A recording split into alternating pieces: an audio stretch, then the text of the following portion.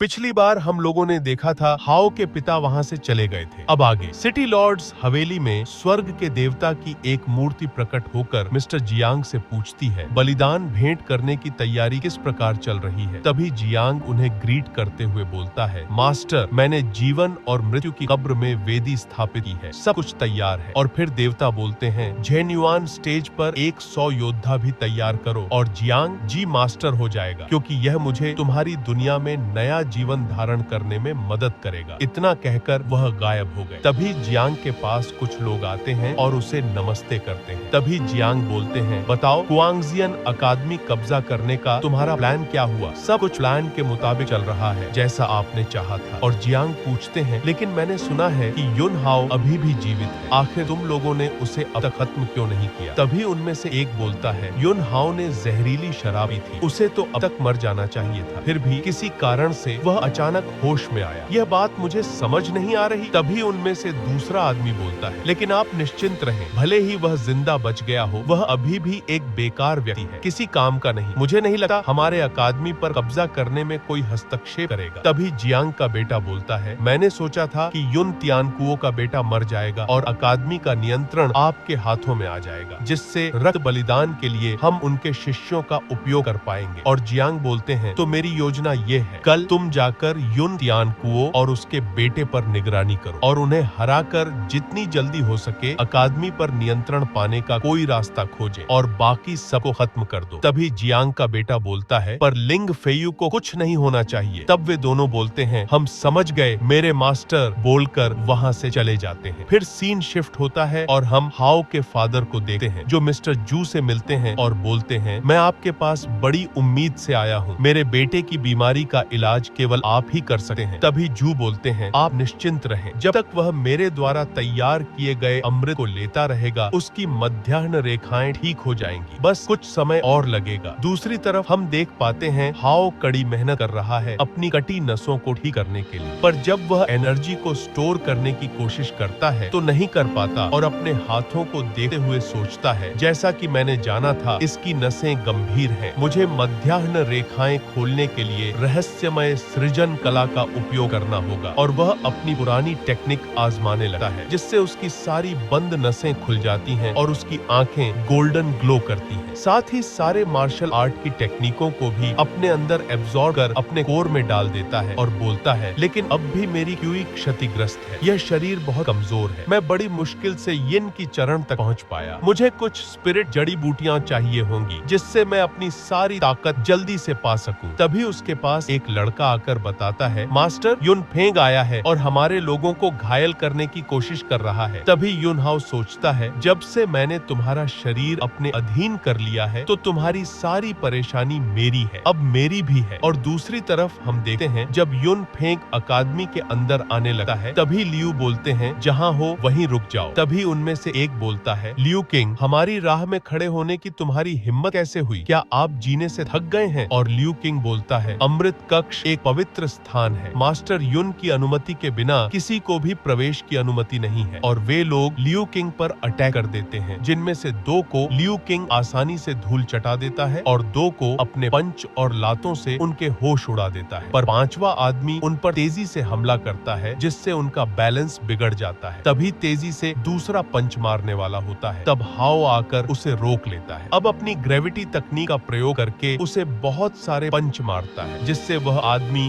दूर जाकर गिरता है। फिर हाओ लियू किंग को उठाता है और उनका हाल पूछता है। तभी युन फेंग बोलता है, मुझे उम्मीद नहीं थी कि तुम अपनी मार्शल नसों को अनलॉक कर लोगे, यह सचमुच आश्चर्यजनक है। इतना सुनते ही हाओ बोलता है, अगर तुम्हें पता है कि मेरी युद्ध नसें खुली हैं, तो तुम यहाँ क्यों परेशानी खड़ी कर रहे हो। और युन फेंग हंसते हुए बोलता है, तुमने गोलियों की अधिक खुराक लेकर उन्हें अनलॉक किया है, इसमें घमंड करने जैसी कोई बात नहीं है, तुम तो बस एक चलती फिरती गोली की डिब्बी हो। मैं शर्त लगाता हूँ कि तुम्हारी ताकत केवल कुछ देर की है, तुम मेरा मुकाबला नहीं कर सकते। तभी हाओ बोलता है, तो चलो फिर देखते हैं। और वे दोनों आपस में लड़ने लगते हैं, कभी जमीन पर तो कभी आसमान में। और हम देखते हैं कि हैंड टू हैंड कॉम्बैट में हाओ उस पर भारी पड़ने लगा है। यह देखकर युन फेंग हाओ पर अपनी एनर्जी से हमला करने लगा है, जिससे हाओ बचने की कोशिश करता है। तभी युन फेंग हाओ पर एक पावरफुल हमला करता है। उसे देखकर हाओ अपने चारों तरफ एक शील्ड बनाकर सोचने लगा है, युन फेंग झेनायुआन बलिदान चरण तक पहुंच गया है, पर मेरी आत्मा अधूरी है। मैं क्रूर बल से लड़ सकता हूँ, लेकिन मैं इसे लंबे समय तक जारी नहीं रख सकता। तभी युन फेंग अपनी अटैक में और शक्ति भर देता है और हाओ का शील्ड टूट जाता है, जिससे वह अनबैलेंस हो जाता है। तभी युन फेंग तेजी से टाइगर क्लॉक अटैक हाओ पर करता है। फिर अचानक वहाँ पर लिंग फेयू आकर उसे रोक देती है और युन फेंग से बोलती है, अकादमी तुम्हारी अवज्ञा बर्दाश्त नहीं करेगी। तुम्हारे लिए अच्छा यही होगा कि तुम यहाँ से चले जाओ। तभी युन फेंग बोलता है, यह खत्म नहीं हुआ है, हम वापस जरूर आएंगे। और वे लोग वहाँ से चले जाते हैं। लिंग फेयू हाओ की तरफ देखते हुए पूछती है, क्या तुम ठीक हो? जिसे देखकर हाओ सोचने लगा है, यह तो बहुत ही खूबसूरत है, क्या ये मेरी मंगेतर है? तभी लिंग फेयू हाओ को बोलती है, आप किस लिए अंतराल बना रहे हैं? आपने अपनी मेरिडियन कब पुनः प्राप्त की? तुमने मुझे क्यों नहीं बताया? मुझे तुम्हारी काफी चिंता हो रही थी। तभी उनके पास एक लड़का आता है और बताता है, आपको मास्टर बुला रहे हैं। तभी सीन शिफ्ट होता है और हम देखते हैं हाओ के फादर हंसते हुए बोलते हैं, मेरा बेटा बहुत बढ़िया है, तुमने उन नमूनों को सबक सिखाकर जबरदस्त काम किया। आखिरकार तुमने अपनी मध्याह्न रेखाएं खोल ही ली। फिर लियू किंग बोलता है, यदि यंग मास्टर बीच में ना आते मैं शायद मर चुका होता। और हाओ के फादर बोलते हैं, अब से कोई भी मेरे बेटे को बेकार नहीं कहेगा। फेयू, मैं हमेशा सोचता हूँ हाओ तुम्हारे लिए अच्छा पार्टनर नहीं था, लेकिन अब ऐसा लगता है युन हाओ की कुछ महत्वाकांक्षाएं हैं। इस बारे में तुम्हारा क्या कहना है? मैं कोई शुभ दिन चुनूंगा और तुम दोनों की शादी करवा दूंगा, इससे मेरी चिंता दूर हो जाएगी। तुम क्या सोचते हो हाओ? तभी लियू किंग कहता है, मास्टर, युन फेंग ने आज अकादमी में परेशानी खड़ी की, लगता है वे दोबारा हमला करने की तैयारी कर रहे हैं। तभी हाओ के फादर हाओ से बोलते हैं, उन्हें लगता है कि आप ग्वांगजियन अकादमी को नहीं चला सके क्योंकि आप मार्शल आर्ट नहीं सीख सके। युन परिवार का हिस्सा होने के नाते वे नियंत्रण करना चाहते हैं, ऐसा कभी नहीं होगा। तभी हाओ बोलता है, डैड, यह मेरे कारण है। तभी हाओ के फादर बोलते हैं, तुम इसकी चिंता मत करो, तुम्हें बस अपनी मार्शल नसों को पुनः प्राप्त करने पर ध्यान दो। तुम्हें जू के पास जाना होगा, फेयू तुम्हें वहाँ ले जाएगी क्योंकि वह पहले भी बाओदान टॉवर जा चुकी है।